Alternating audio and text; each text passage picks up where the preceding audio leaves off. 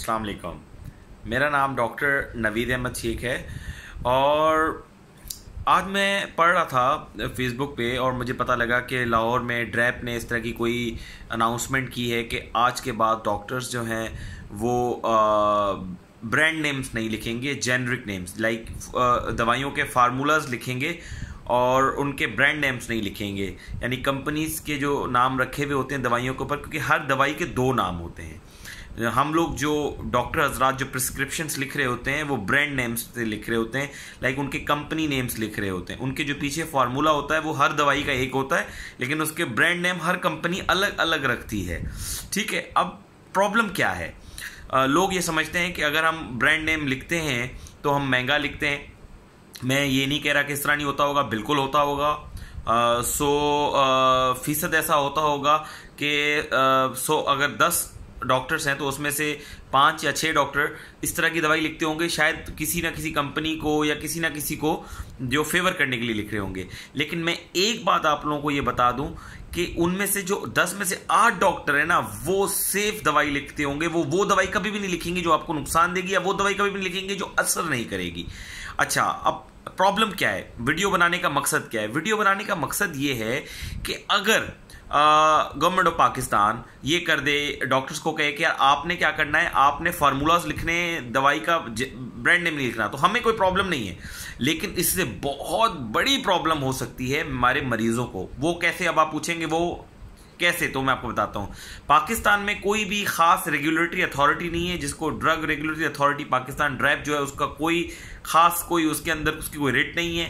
आपको पता है सबसे ज्यादा पंजाब, लाहौर में स्पेशली घरों के अंदर दवाइयां, कराची के अंदर ऐसे बहुत सारे इलाके जहां घरों में दवाइयों की पैकेजिंग होती है और दवाइयों के अंदर कुछ नहीं होता सिवाय चूने के। तो अब अगर मैंने एक मरीज को फार्मूला लिख के दे दिया, फिलहाल मतलब कोई भी, अब मैं दिल का डॉक्टर हूं और मैंने दिल की दवाई का उसको फार्मूला लिख के दे दिया, अब आप मुझे ये बताएं वो जब उस किसी भी स्टोर से वो दवाई खरीदेगा तो मैं उसको कैसे मेक श्योर करूंगा कि वो दवाई जो वो खरीद रहा है वो सेफ है या नहीं है, वो उस पर काम करेगी या नहीं करेगी, वो उस पर असर करेगी या नहीं करेगी। अब ये कितना संजीदा मसला है, ठीक है। और लोग उसको समझते हैं कि यार डॉक्टर यूं, ऐसी बात नहीं है। हम जो दवाई लिखते हैं, मैं अगर कोई अपने मरीज को दवाई लिख रहा हूं तो मैं उसको 100 से 200% इस चीज की जो है वो रिस्पॉन्सिबल भी हूं और मेक श्योर भी करता हूं कि वो सही दवाई हो और मेरे मरीज को असर करे। क्यों? क्योंकि अगर मैंने जेनरिक नेम लिखा, फॉर सपोज मैंने किसी घटिया कंपनी का लिखा फॉर्मूला, तो मैंने घटिया कंपनी की अगर मैं कोई प्रिस्क्रिप्शन लिख रहा हूं, मेरी प्रिस्क्रिप्शन आगे जाएगी तो उसका जिम्मेदार वो डॉक्टर होगा। क्यों? क्योंकि उससे पूछा जाएगा यार तुमने इतनी लोकल कंपनी जिसकी दवाई फॉर सपोज अगर मना हुई हुई है या उसके ऊपर कोई बैन हुआ हुआ है, आपने क्यों लिखी? फॉर सपोज अगर मैं फार्मूला लिख रहा हूं और वही गलत दवाई स्टोर वाले ने दे दी तो उसका चेक एंड बैलेंस आप कैसे करेंगे? क्योंकि प्रिस्क्रिप्शन डॉक्टर ने लिखी और डॉक्टर ने उसके ऊपर फार्मूला लिखा हुआ है, उसका जेनरिक नेम तो लिखा हुआ ही नहीं है, उसका ब्रांड नेम तो लिखा हुआ ही नहीं है। तो ये एक संजीदा मसला है। ये इतना आम और इतना आसान चीज नहीं है कि आपने कह दिया डॉक्टर ने ब्रांड नेम लिख लिया, और इससे और मुश्किलें पैदा हो सकती हैं। हाँ, आप पूरी दुनिया में मिडिल ईस्ट के अंदर चले जाएं, सऊदी अरब में चले जाएं, जहां की अच्छे से अच्छी मेडिकल जहां की केयर है, यूएसए में चले जाएं, यूके में चले जाएं, वहां पे जो गवर्नमेंट के हॉस्पिटल्स हैं उनके अंदर ब्रांड नेम्स नहीं लिखे जाते, उसके अंदर जेनरिक नेम्स लिखे जाते हैं। हमारी हॉस्पिटल में भी, मैं एनआईसीवीडी में काम करता हूं, हम लोग जेनरिक नेम्स लिखते हैं इंटरनल। उसके बाद जब हम डिस्चार्ज करते हैं तो हम ब्रांड नेम्स लिखते हैं। उसका रीजन ये है कि डिस्चार्ज पे हॉस्पिटल दवाइयां प्रोवाइड नहीं करता।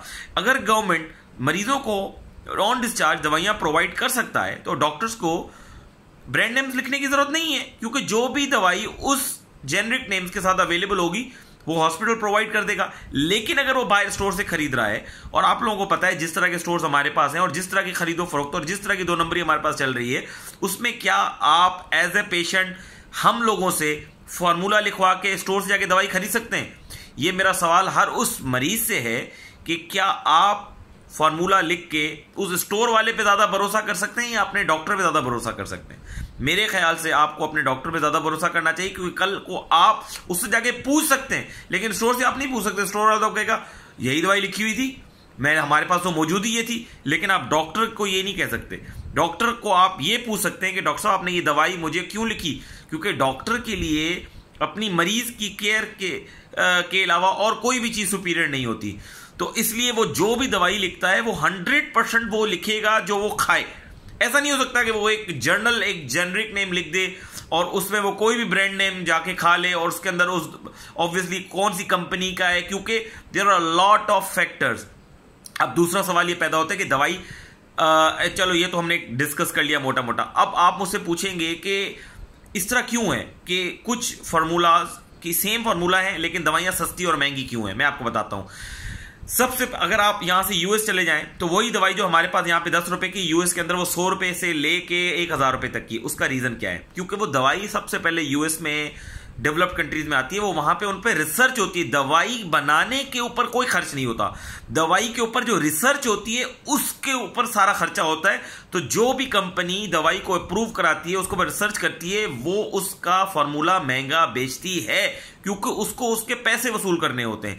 तो जब उसको, इसलिए जब जो भी दवाई नहीं आती है वो हमेशा महंगी होती है, उसके बाद वो सस्ती होती चली जाती है और जब हमारे पास पहुंचती है तो वो मजीद सस्ती हो जाती है। तो इसलिए जो दवाई पहले आएगी और जो कंपनी उसको अप्रूव कराएगी वो उसको महंगा बेचती है। इसी तरीके से पाकिस्तान में आते आते आते आते जब हमारे फार्मूला पहुंचता है तो वो दवाई सस्ती हो जाती है, ठीक है। लेकिन कुछ कंपनीज ऐसी होती हैं जो उस दवाई में मिलावट करती हैं। तो वो डॉक्टर्स, जो हमारे डॉक्टर्स आते हैं, उनको ये बात पता होती है प्रैक्टिस के थ्रू और किसी कॉन्ट्रैक्ट के थ्रू कि ये कंपनी गलत दवाई बेच रही है, तो हम लोग उनकी दवाइयां प्रिस्क्राइब नहीं करते। ये जो चेक एंड बैलेंस डॉक्टर ने अपने हिसाब से रखा हुआ होता है, ये खत्म हो जाएगा अगर फॉर्मूले लिख के दिए जाएंगे तो और मैं आपको ये भी बता दूं कि बड़ा फर्क होता है। मैं आपको इतना बता दूं, आप यूएस, दुबई या आप किसी भी बाहर की कंट्री की पैनाडोल लेके खा लें और पाकिस्तान की पैनाडोल लेके खा लें, आपको खुद ही पता लग जाएगा कि दवाइयों की क्वालिटी में कंपनी और पैसे पे कितना फर्क आता है। शुक्रिया।